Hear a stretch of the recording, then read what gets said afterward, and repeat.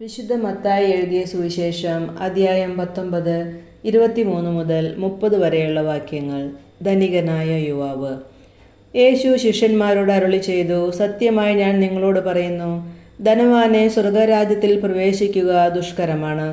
വീണ്ടും ഞാൻ നിങ്ങളോട് പറയുന്നു, ധനവാൻ സ്വർഗരാജ്യത്തിൽ പ്രവേശിക്കുന്നതിനേക്കാൾ എളുപ്പം ഒട്ടകം സൂചിക്കുഴയിലൂടെ കടക്കുന്നതാണ്.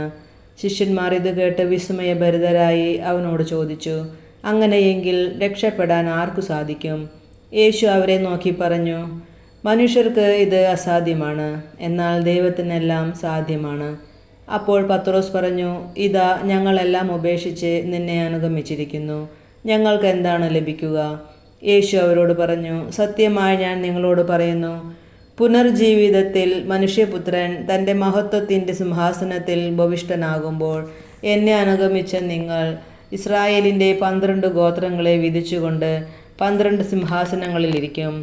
എൻ്റെ നാമത്തെ പ്രതി ഭവനത്തെയോ സഹോദരന്മാരെയോ സഹോദരികളെയോ പിതാവിനെയോ മാതാവിനെയോ മക്കളെയോ വയലുകളെയോ പരിത്യജിക്കുന്ന ഏതൊരുവനും 100 ഇരട്ടി ലഭിക്കും. അവൻ നിത്യജീവൻ അവകാശമാക്കുകയും ചെയ്യും.